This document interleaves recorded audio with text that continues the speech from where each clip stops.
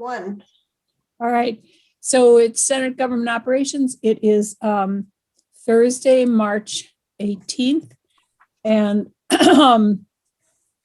we are, pardon me, this week, our timing is a little bit flexible because of being on the floor. We're not sure when we're on the floor and when we need to get into committee. So appreciate people being patient with that.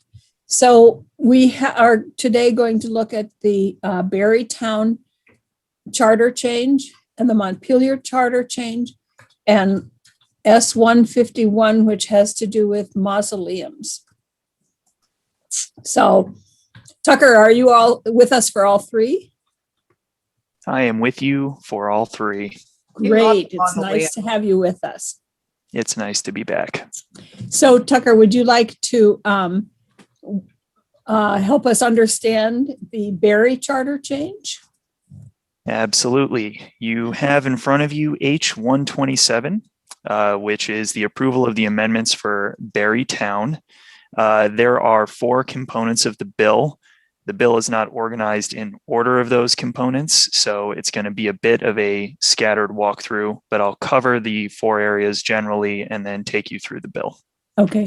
First, they are proposing to allow the Board of Civil Authority to designate a registered voter to act as the presiding elections official if the clerk and assistant clerk are absent on the day of that election. Second, they are proposing to split the current office of clerk treasurer into separate offices for the clerk and treasurer, making the treasurer an appointed position. Third, they are proposing to allow for the adoption of a personnel policy by the select board. Currently under their charter, personnel policies are proposed by the town manager and adopted through an ordinance. This process obviously takes a long time because of ordinance adoption laws. So they're proposing to just allow the select board to update the policy as a resolution. Finally, they are removing references to the office of lister in the charter and instead creating appointed positions for the assessor and treasurer that will encompass the lister's duties. So in order of the amendments you see in front of you, Section 4 is amended again to allow the BCA to designate a registered voter to act as the presiding election official in the absence of the clerk and assistant clerk. On page 2, there are conforming amendments for the larger categorical change I described of splitting the office of clerk and treasurer into two separate offices. So this changes the references to clerk treasurer in the elected offices section to just the clerk. Section 11 is amended to allow the select board to adopt the personnel policy as previously discussed. Here it states that they shall amend the policy from time to time as is deemed necessary or advisable.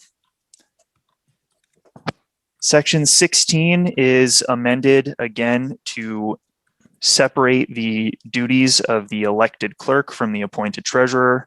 You'll notice that the amendments in this section are deleting duties of that office that relate to the treasurer. In section 25, we have a conforming amendment that removes the reference to the town manager's duty to propose the personnel policy that will then be adopted by ordinance. So that's struck. Section 27, this is a conforming amendment, again, splitting the office of clerk and treasurer.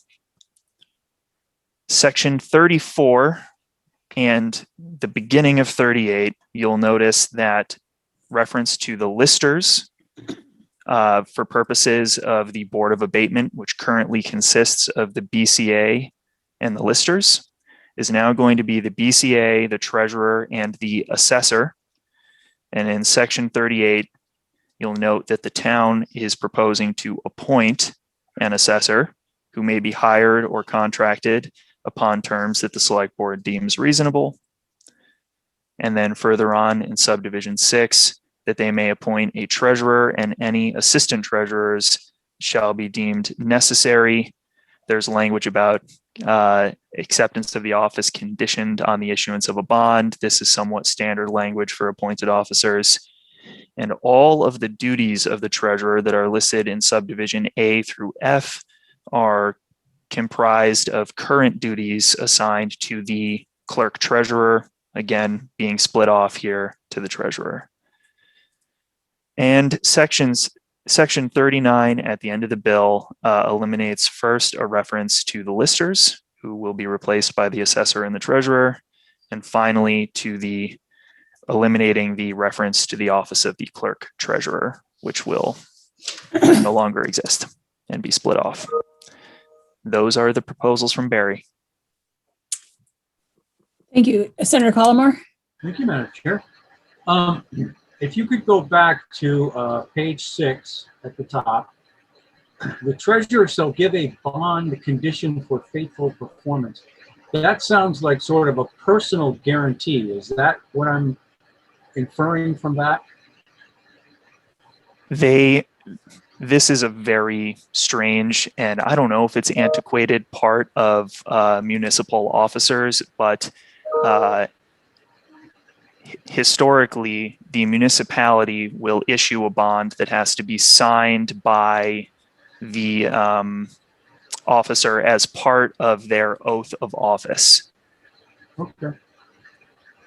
I'm not sure about any of the details beyond that of what's required of the officer, but somebody could probably ask, should I wind up reporting the bill, what in the heck that means, and I'd at least like to have some sort of answer. My guess is that Karen Horn can probably give you an answer to that. And I can ask Rob Leclerc when he comes in what the committee vote was and the floor vote and all that. So, pardon me for saying this, but I have to say this. Are these not issues that the town ought to be able to decide without our permission? I mean, really? We are such paternalistic. Anyway.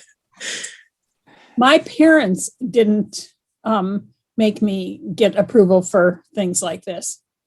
Mine made me get a bond. Huh? Mine made me get a bond. Really? So, All right, Tucker, yeah. like the very first part about the assistant town clerk or somebody else presiding, that's over election day, not over town meeting, right? It's over the actual election. correct. They are the elections officials when the BCA is presiding over an election in the town. Okay. I think that given the pandemic, that was probably a wise thing to put in there. Because you could have 2 sick people on election day. Any questions for Tucker on that one?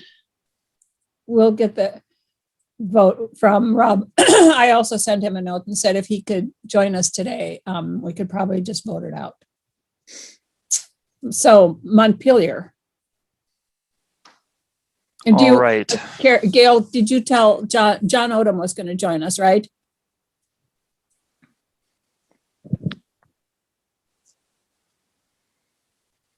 Yeah, but we don't have that scheduled until 2:30.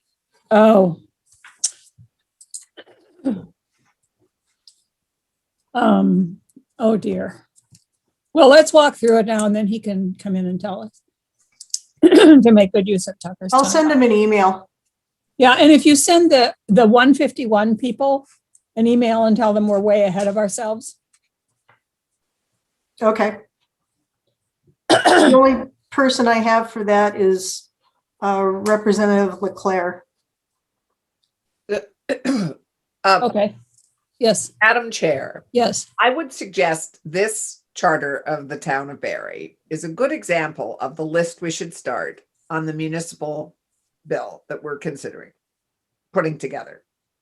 That the issues, some of the issues raised in it are precisely some of the things that I think you were talking about earlier when we were talking. Yeah, and I don't know if this is in their charter, so I don't know if it's in general law. The only things that we'd be looking at is in general law, not those things that already exist in charters. But my point is, your comments just now Yeah. remind us that these are the, if we exempt them for other, it would be, I mean, these are good examples, I think, of the level of that could and should be decided without having to come to the legislature. Yep. But Jeanette, Yes. I mean, I kind of agree with what Allison was saying, but you're saying that they're asking for a charter change because these things are part of their charter. If they didn't have Right. a charter, it might have been just okay for them to do it on their own. That's what you're saying, right? The difference between what I was talking about in terms of getting a list from municipalities deals with general law. Like our general law says that, because if you don't have a charter, you're regulated by general law.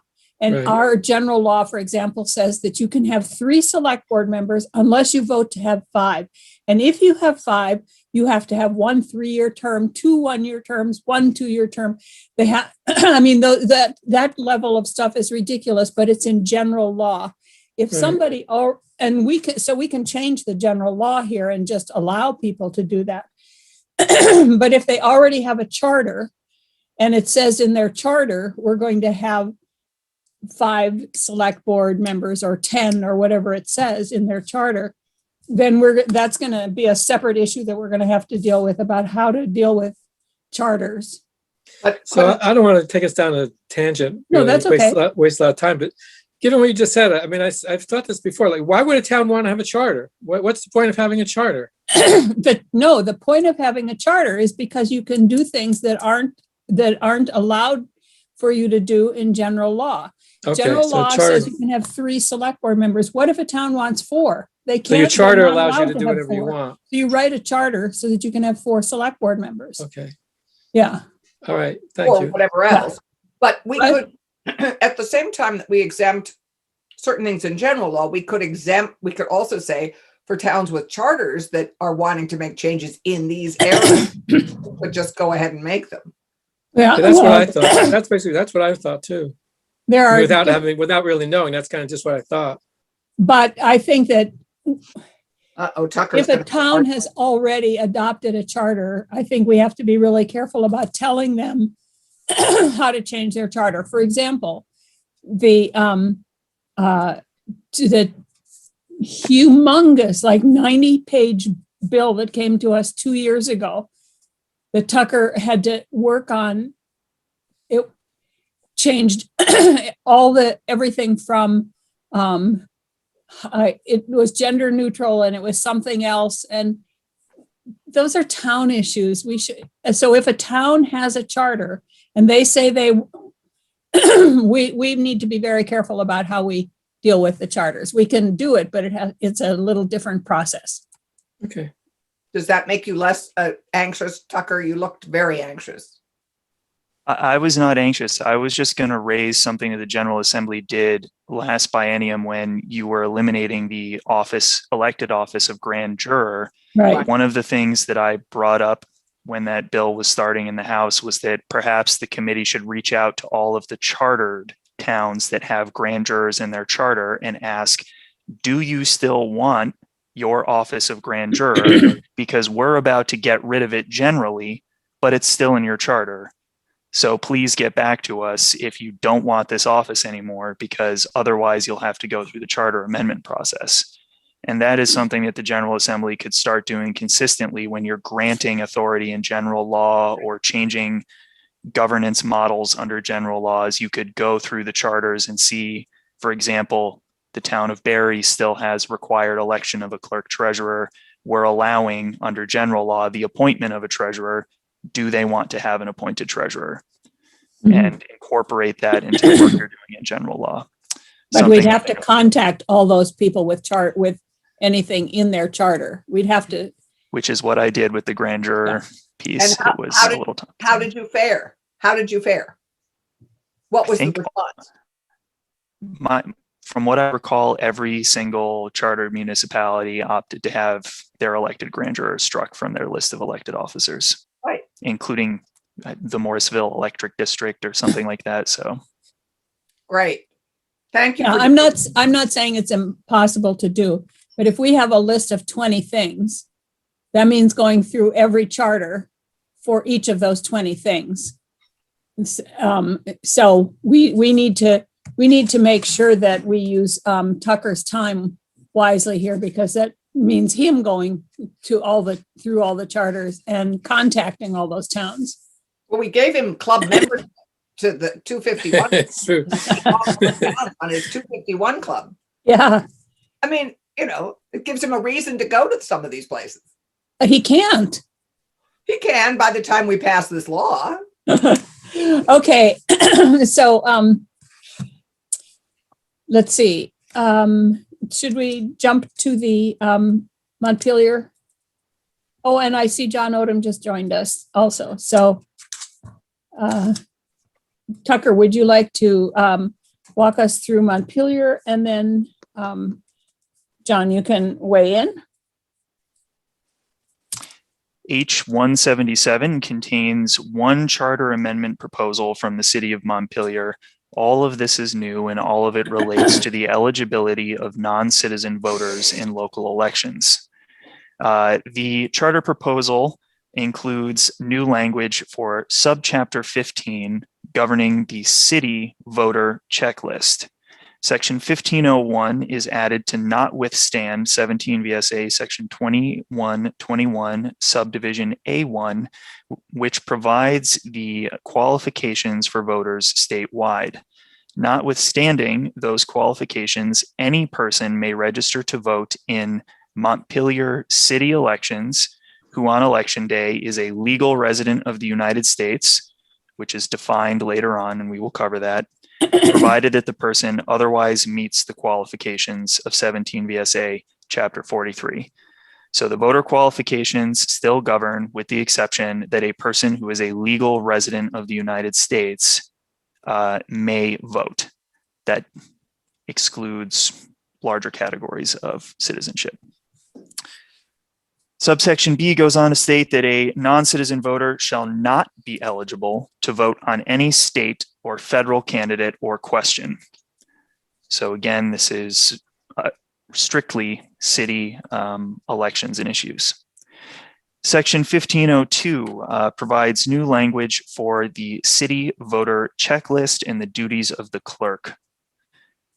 It states that the city clerk shall maintain a city checklist composed of voters that are eligible to vote in city elections, and shall keep this checklist separate from any other voter checklist. So separate from the checklist for state and general elections.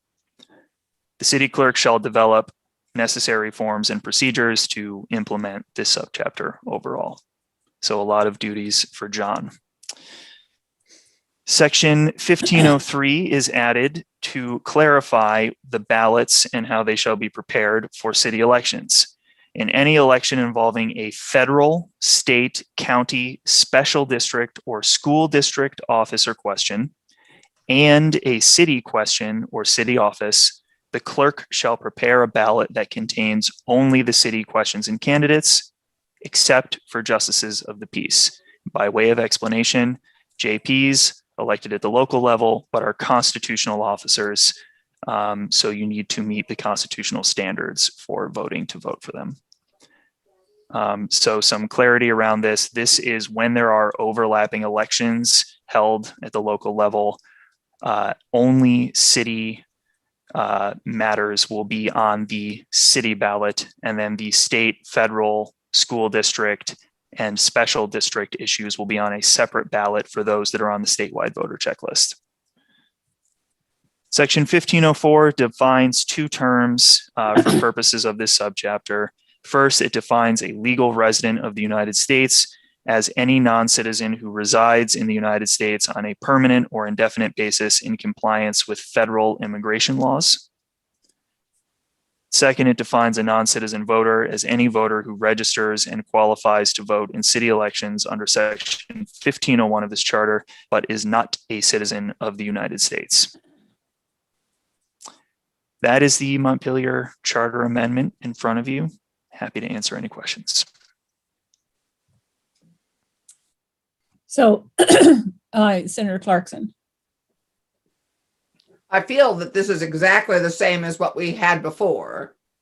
Is this the same charter pretty much verbatim that charter change we were asked to weigh in on last year?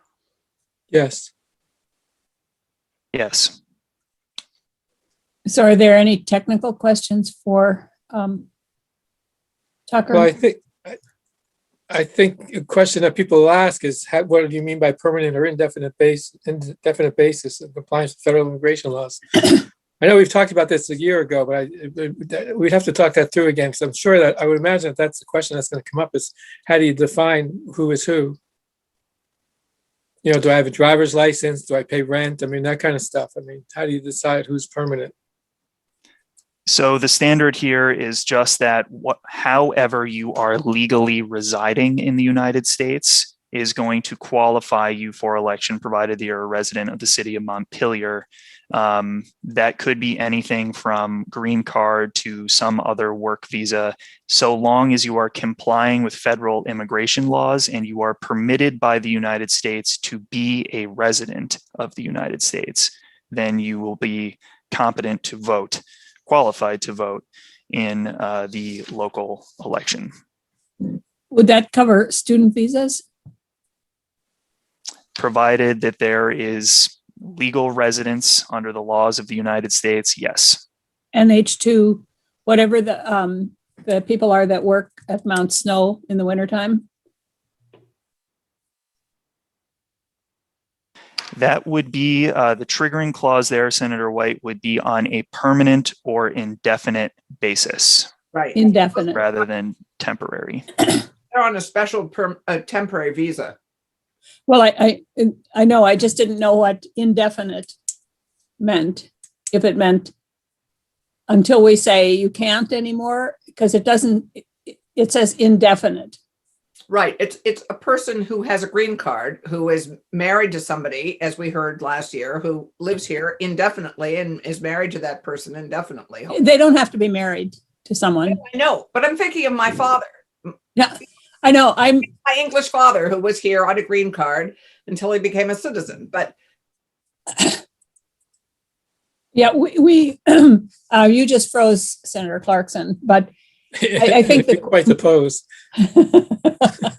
my question is, what does indefinite mean? I know what permanent means, but I don't know what indefinite means. And I think that that is a question that will be asked, and we need to have an answer to it, because we have a lot of people who work at Mount Snow, for example, not this year, but normally, who are on visas. And I don't know if it says they're there for 60 days or 90 days or 120 days, or if it's an indefinite period of time for that particular season. I don't, and I think that's what I'm trying to get at. I think, Madam Chair, they're here for a definite period of time, not an indefinite period of time. Okay, I don't know that. That's why, but I think we need to have the answer to that. If we're going to present this on the floor, whoever presents this needs to be clear of what it means, who is covered and who isn't covered. So that's all.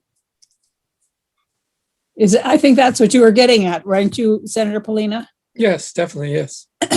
I think we could also learn a bit. I don't know whether John is aware of this or not, John Odom, but I presume some of this stuff came up on the House floor, and that might, if we talk to whoever reported it on the House floor, we might be able to get some ideas to where the questions went. Yeah. I'm not All sure. right, so I don't know whether it was Mary Hooper or Warren Kitzmiller. I'm not sure who presented it. I'm not sure. No, they don't have GovOps. Tucker, do you know? Probably Jim Harrison. John Gannon. Oh, John Representative Gannon presented this on the floor. I do want to note something that I just noticed about this that might be a bit of an issue, and it's amazing that we didn't flag this before when Betsy and I were working on this, but subsection A in 1501 states that any person may register to vote in Montpelier city elections who on election day is a legal resident of the United States. And then the definition of legal resident of the United States states any non-citizen who resides in the United States on a permanent or indefinite basis in compliance with federal immigration laws. That definition would purport to exclude citizens of the United States. Right. So I think there needs to be a clarifying clause either in that subsection A that says who on election day is a citizen of the United States or a legal resident of the United States. And how about a legal resident of Montpelier? That would be a qualification that is governed by 17 VSA Chapter 43. So that's already expressly included. That you have to be a resident of Montpelier. I noticed we don't say that. Yeah. Any more questions for Tucker right now? And then we'll go to John. John, would you like to weigh in here? Thank you all again. Nice to see you all again. I'll just, I know most of you all, not all of you all, have heard me go around on this one a couple times. So I'll just go through very quickly the thinking of the folks in Montpelier when they overwhelmingly approved this. As long as it's on the front of my mind, I might as well mention some of the question of where you live and how that is defined. I think it's very intentional that it be the same type of qualification, the same standards that we do for any voting. It's where you consider yourself domiciled. And there's been some discussion of that. And the reason for that, and the reason why we don't have a special oath proposed or a special identification requirement is that we want those things to be the same. And quite frankly, I think if you open up, say, identification requirements or different sort of domicile definitions for one class of voter, that opens the door to continuing, if we do it for them, why don't we do it for these folks? And I think that's sort of a dangerous path to go down.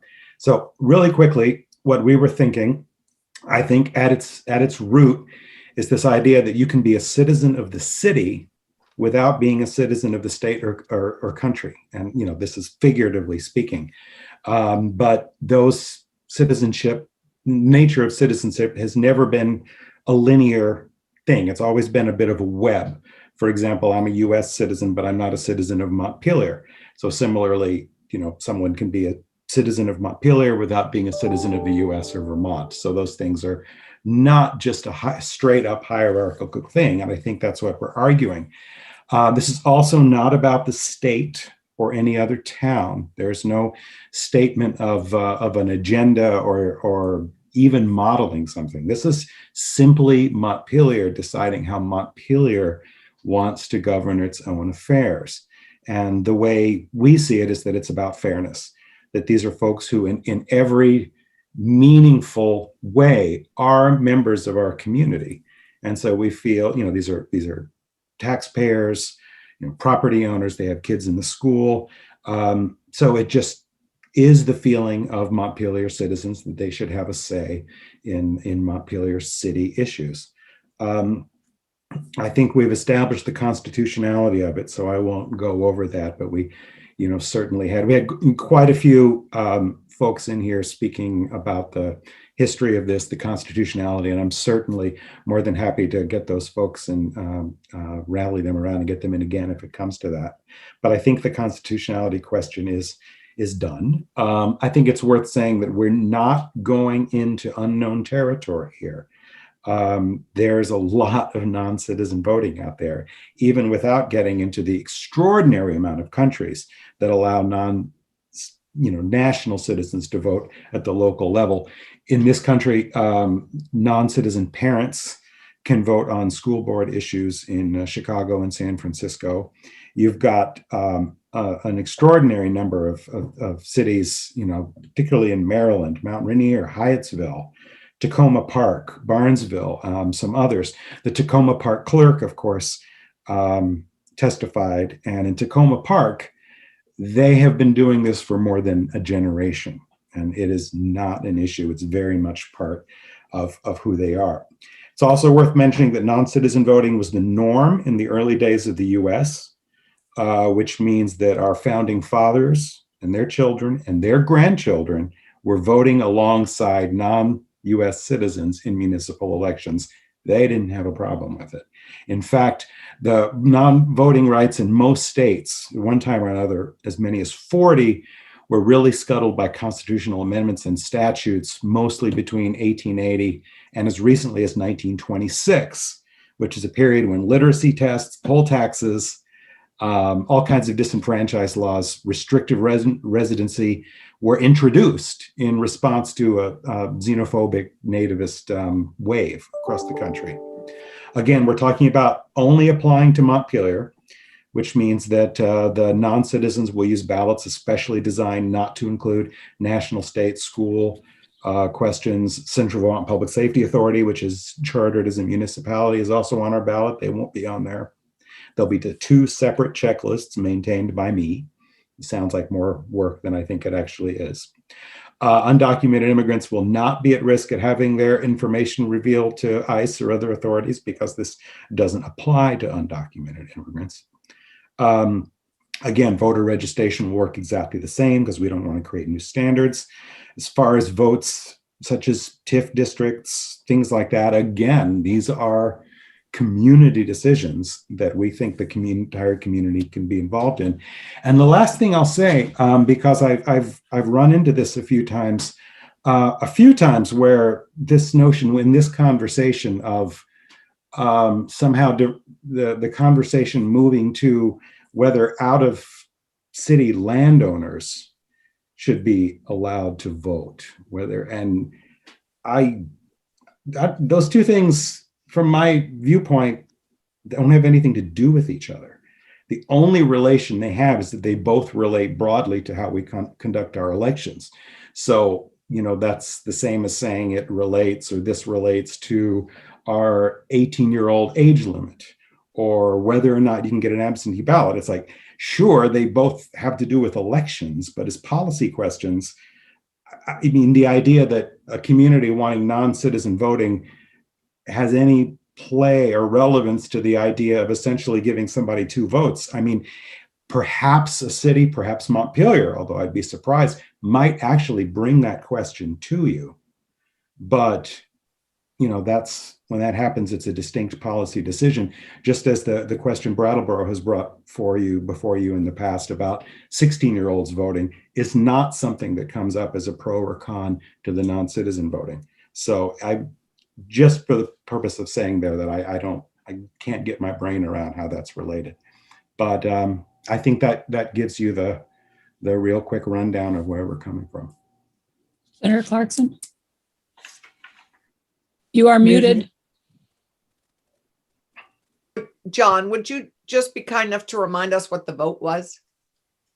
Oh, I was afraid you were going to ask that. I don't have it in front of me because I got called in earlier than I expected.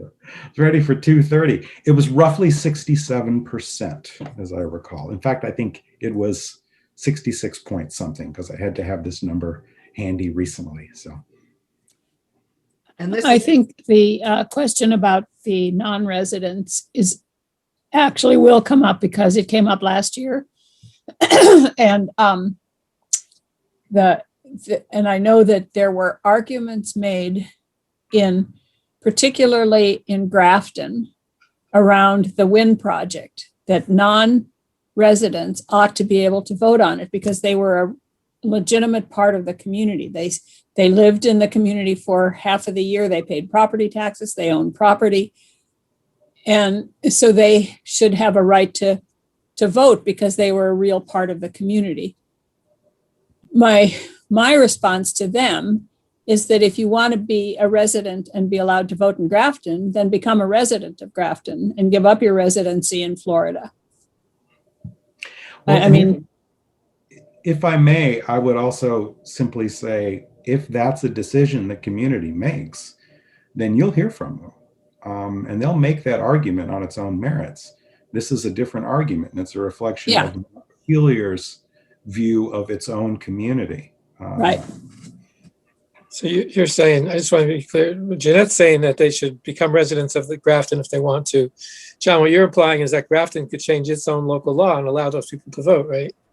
Well, I'm suggesting that if they want to do that, that's a completely different policy question that would come before you all. And I just don't see that it in any way, shape, or form relates to the question we have brought before you. Right. Grafton, they wouldn't bring that because the people that were the residents didn't want the non-residents to vote. It was the non-residents who wanted us to tell them, give them Right. permission to vote. So, any questions for John? This is going to be not a slam dunk again this year, I think. Senator Clarkson, you are muted. I caught that. John, was this voted on again, or are you coming to us with the same vote from 2 years ago? No, this is the same. The same packet that I gave you all. The same process is just coming up again. It was reintroduced, I think, by Representative Kitzmiller. But Right. I understand. But what was it voted on again this last March? No. This is the same. So this is the same vote with the same request from 2 years ago. That's correct.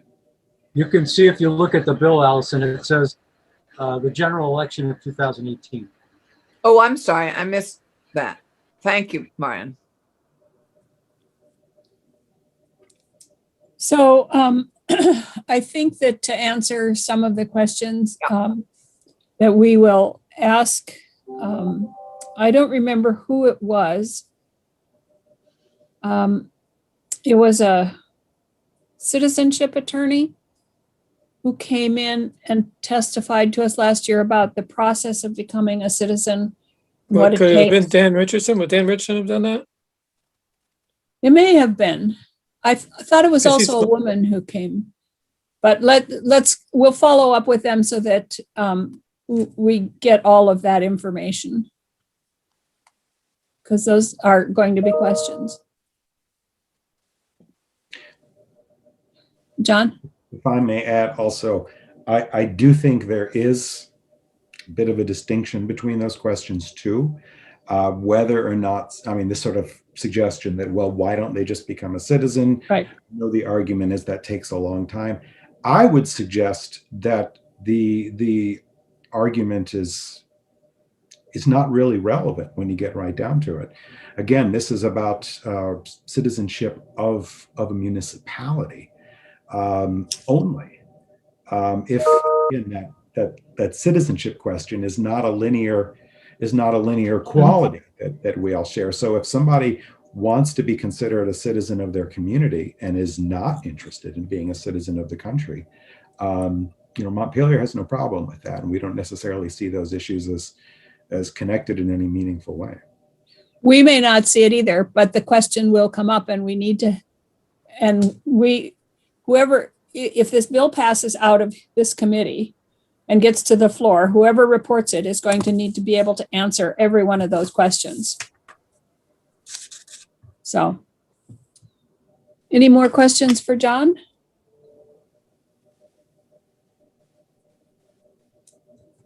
Okay, did Williston Winooski was going to had the same thing on their ballot at one point. Did they pass it? Anthony, Well, do you know? they did, but recently there's an issue raised because they allowed school voting as well, right? Something like that, Tucker? So theirs is different.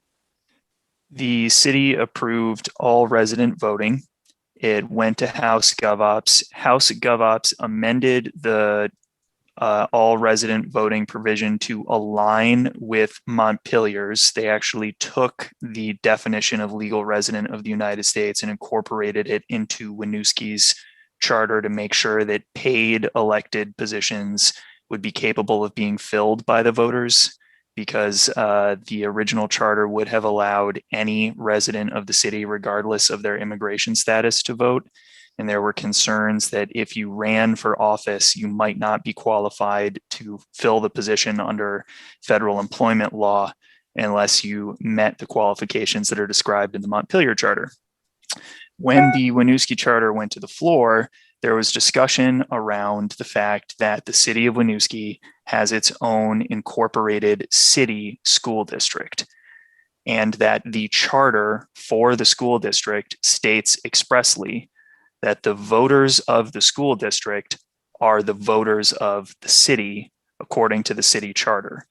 So That meant that by amending the Winooski City Charter, allowing all residents to vote on city questions and city issues, that those same voters would be capable of voting on the school district elections and school district issues. That led to debate on the floor, and the bill has been committed to House Education to determine whether there are any substantial issues either with the Common Benefits Clause or the Education Clause, and what the potential impact on statewide policy and the statewide education property tax would be if you have different qualifications for school district voting across the state. So that will be brought up next week, but if it makes it over, that's something that you will all likely have to look at. Thank you. Any other questions or comments now about this? Not now, but I'm sure we'll have some later.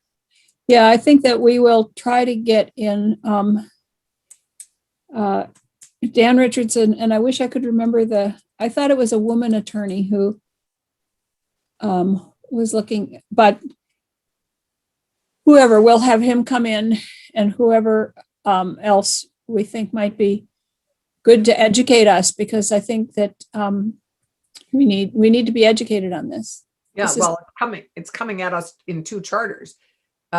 So was it a woman? Was it from the AG's office?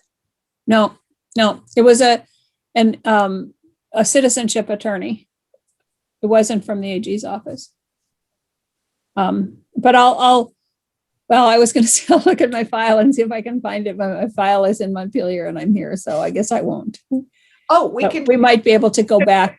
We could In the ask Gail, scheduling. we could ask Gail to look at Yeah. our witness list from last year. Yeah. Do you remember the number of it last year? I bet Tucker does. H107, Thank you. I think. Okay. All right. I'll do some combing through the records. Okay, thank you. Gail. Thank you. All right. Anything else right now? All right. Well, I'm supposed to go to, I just got an email. I asked her to email Gail, not me, because I don't look at my emails, but I guess I'm going to appropriations right now. So I'll be back. You can do what you want. What for? What are you going there Anthony, you're for? in charge. She's going What are for you going there for? 20 cannabis. good Okay. luck. Yeah. Okay. I'll be back.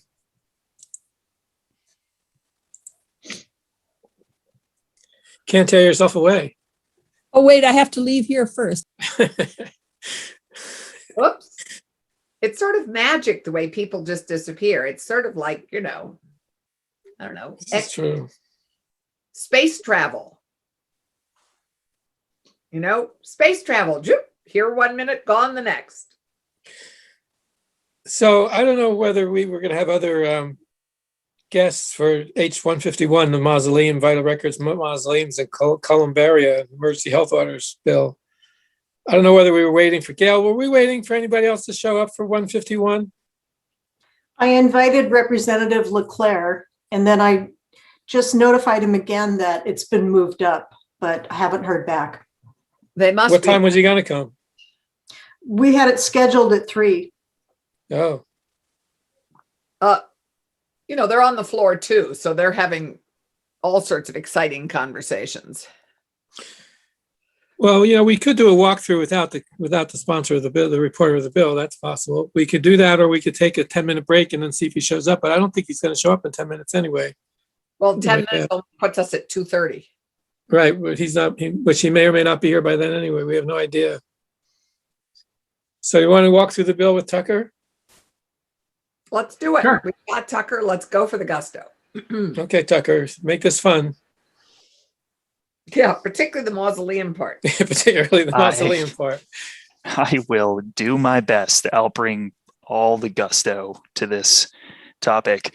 H151 is an act relating to vital records, mausoleums, and columbaria and emergency health orders.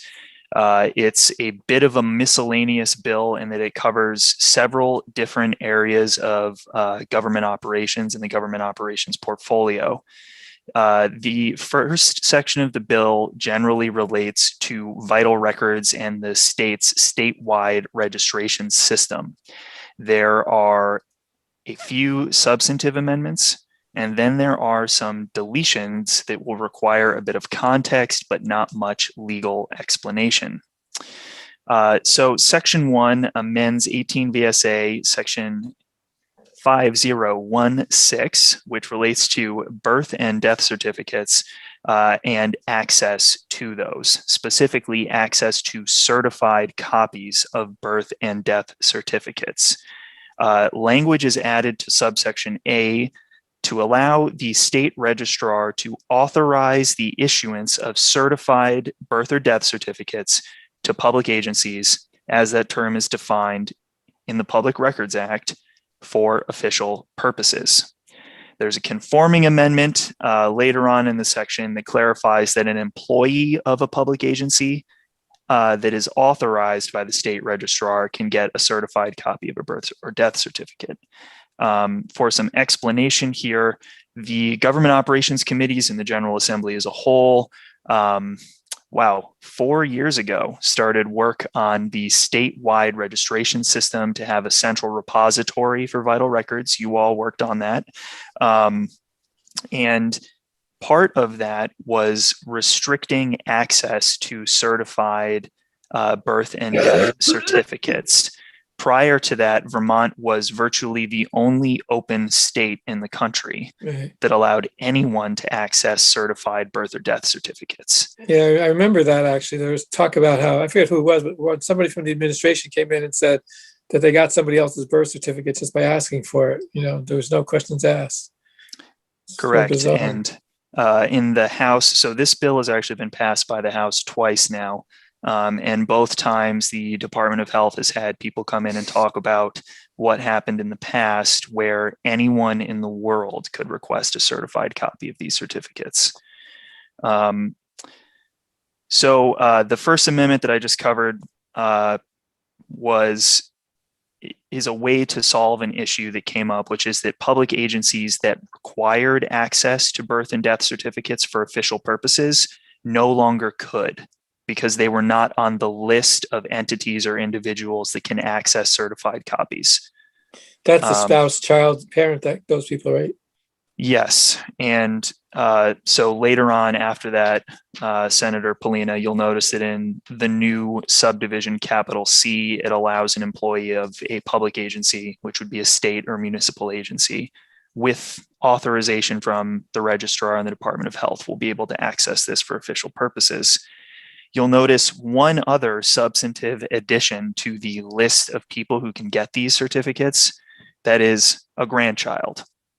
So under current law, only a spouse, child, parent, sibling, grandparent, or guardian may access a certified copy of these records. This would extend that to grandchildren. Sections. Who is the state registrar? What is that about? The state registrar is in charge of the statewide vital records registry system.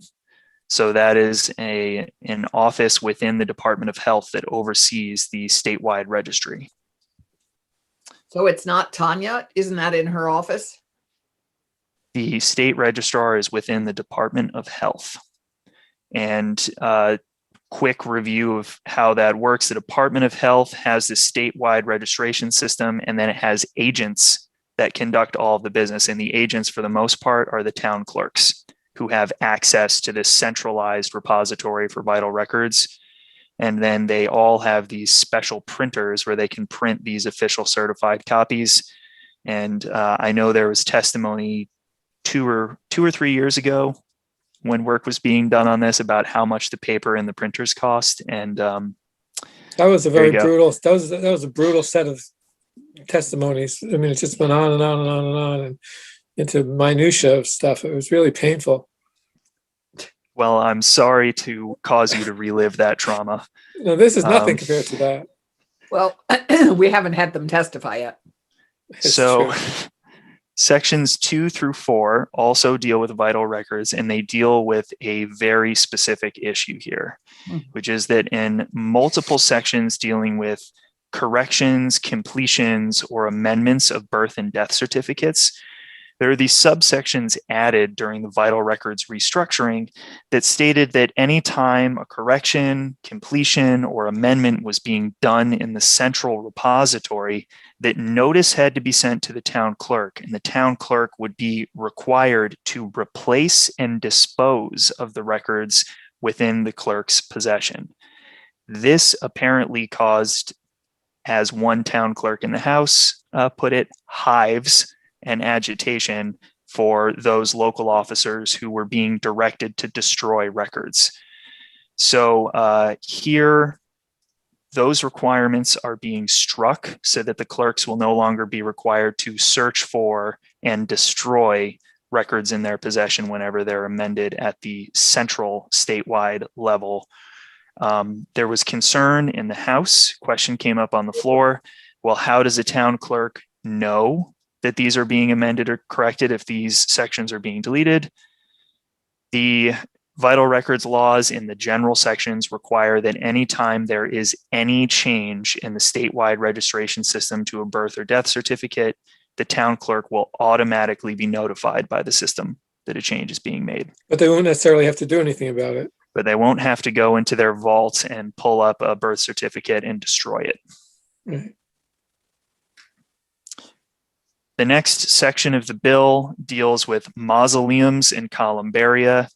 Not much gusto here, except that when I was putting this together, I did find that even though mausolea and columbaria are both Latin words, that according to the Oxford English Dictionary, the plural of columbariums is columbaria, and the plural of mausoleum is mausoleums. I don't know why. So there's your fun English factoid for the day. Everything else is going to be pretty mundane. No, you're right. It's fascinating because it is, it's an exception to a rule. See, it's fascinating, Tucker. I'm glad. Senator Colomar. Thank you, Senator Polina. Just, could you define both of those words for me, please? Yes. So a mausoleum is a structure within a designated burial area where you can put intact human remains. A columbarium is a structure typically back in the day with drawers where you can put interred remains. So both of them are the little buildings that you see in some cemeteries where people can put human remains.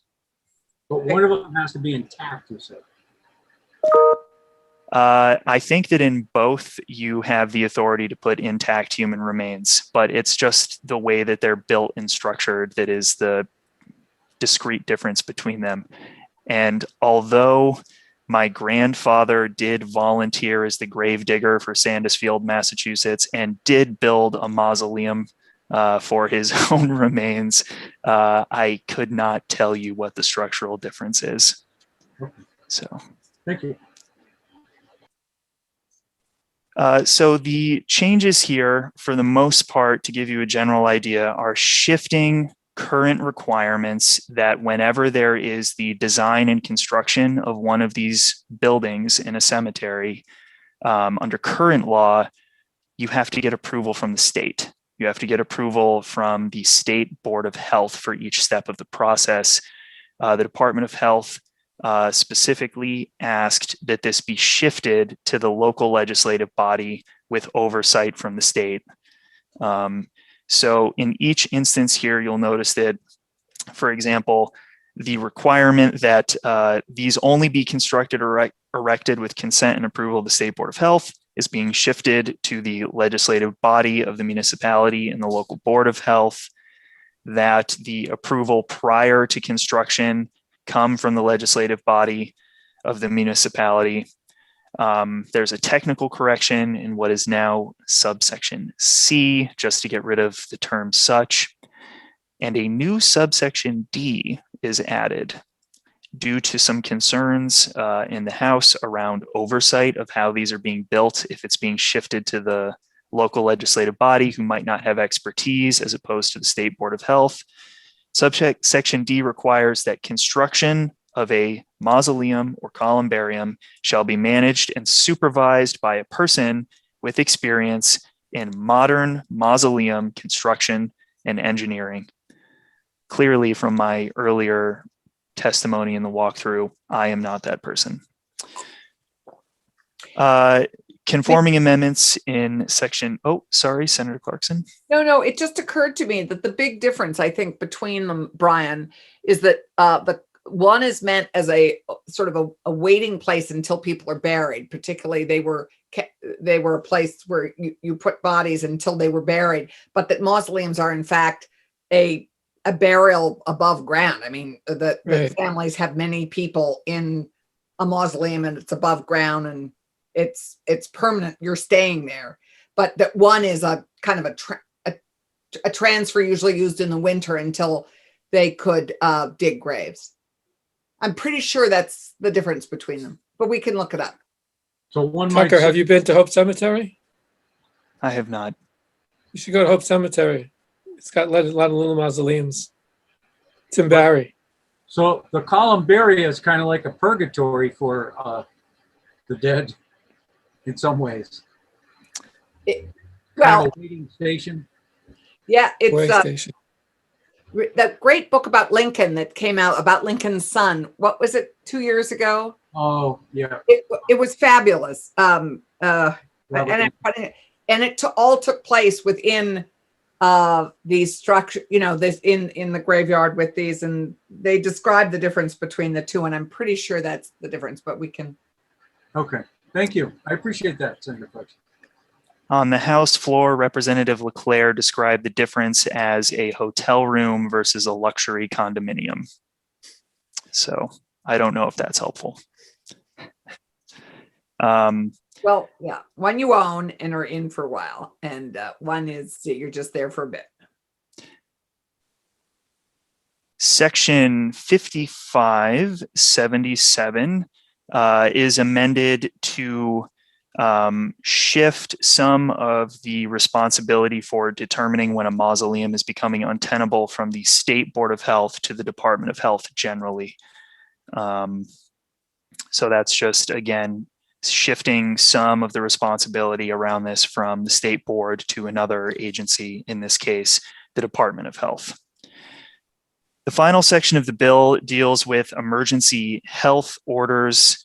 The amendments generally can be said are extending the avenues by which a health officer can achieve delivery or service, legal service of a health order to a person. Under current law, health orders must be delivered according to the Vermont rules of civil procedure, which would require that they either be delivered by U.S. mail if that is possible or feasible, but typically served by a sheriff.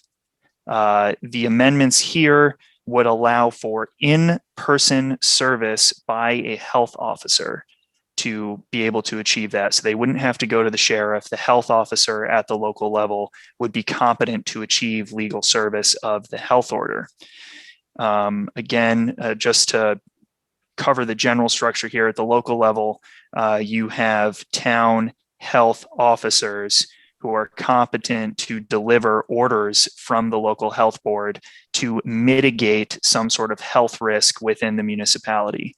And those are either executed through authority of the Department of Health or through local ordinances that are adopted with approval of the Department of Health. But from what I understand, this is something that is being done right now, or at least it was done in the spring around COVID, was the issuance of emergency health orders. Finally, there are some repeals here. Both of them somewhat conforming repeals based on the previous sections of the bill. First, 18 VSA Section 5574 is repealed. This required the State Board of Health to inspect mausoleums and columbaria, again, with the authority being shifted to the local legislative body. The local legislative body would have to approve first that these were going to be built, then approve the design, then approve the construction. So that section was thought to be somewhat unnecessary as it related to the State Board of Health. Second, 24 VSA Section 2654 is being repealed. This is actually somewhat unique and on its own outside of the rest of the bill. This was a result of discussions in House GovOps 2 years ago when this bill first came up. Maybe it was only a year and a half ago, that under current law, under that statute, anytime there is an emergency service district and the Department of Health has approved the formation of that district, that a copy of that determination has to be preserved by the Secretary of State. It's already being preserved by the department. It's being preserved by Vsa. So Vsa said this statute is duplicative and unnecessary and should be repealed. Well, I have to ask, what are emergency service districts? So under general law, multiple municipalities with approval of the Department of Health can form a district for the purpose of providing emergency services. Okay. And from what I recall, there are not many, perhaps, that have gone through the specific process of getting authority, but one that is maybe even chartered is the one that Paco Omand represents, and I think that you all heard from, and is that Barry is part of that, and they deal with dispatching services. Wasn't it Barry, Berlin, and Montpelier? Yeah, I know what you mean. It's called something else, but that's what you're talking about. Yes, public something authority. Central Vermont in title, no? Yeah, Public safety, something, I don't know. yeah. It's public safety is in the title. I forget exactly what the title is. And he's subsequently left, I think. Yeah. Anybody else got questions for Tucker on this bill?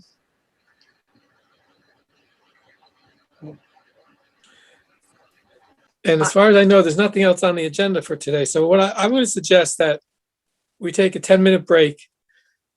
And so when we come back, we'll see if Rob Leclerc is here, because that'll be getting close to 3 o'clock by then. And then if he's not coming, we'll call it but maybe Jeanette will be back by then as well. We can talk about what we're going to do next. But I would say there's no sense of us sitting here waiting for Rob Leclerc. So we take a 10-minute break. Does that make sense? And come back and we'll see where we're at in terms of Jeanette and also Rob Leclerc. So we come back at 10 of or 5 of? It's a little in between. I would say 5 of. Okay, great. Okay. Oh, Jeanette. We went through the bill about the mausoleums and whatnot. And we finished that, and we were waiting for Rob Leclerc. We did it with Tucker. Rob Leclerc has not come up yet. So we were going to take a little break and then see if Rob Leclerc shows up at the end of the break. Because by the end of the break, we'll be close to 3 o'clock. Unless there's something else we need to do, because there's nothing else on the agenda. No, do you want to hear about Yes, whether we definitely. got the money for the the Cannabis Business Development Loan Fund? We got that. Great. And How much? and there was a debate about whether they should take it out of the general fund and then in anticipation of paying it back to the general fund when the revenues start coming in. And they decided not to do that, but just to put it in from the general fund, and it'll just be there.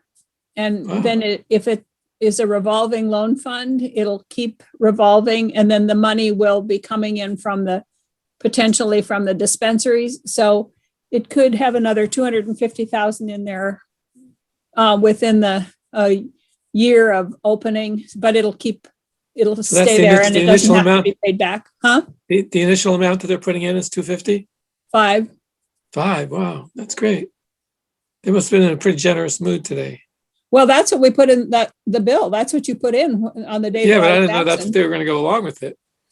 Well, they did. That's great. I wish you'd come in with me on all my bills. You do really well. How did your 2% fare in finance? Oh, I don't know. They have all these, everybody has a different idea. Well, maybe we could have a local option tax of 2%. That doesn't do anything. And that's on top of the price. We don't want to increase the price of the product anymore because then it defeats the purpose of getting rid of the underground market. I mean, Right.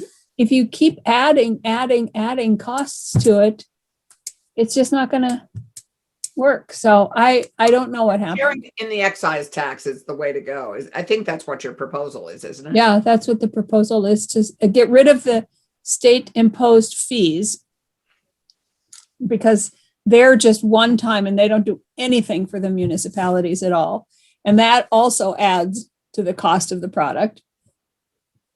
And, and people keep saying, but it isn't the consumer that's paying, it's the licensee. Well, the licensee has to make up their costs.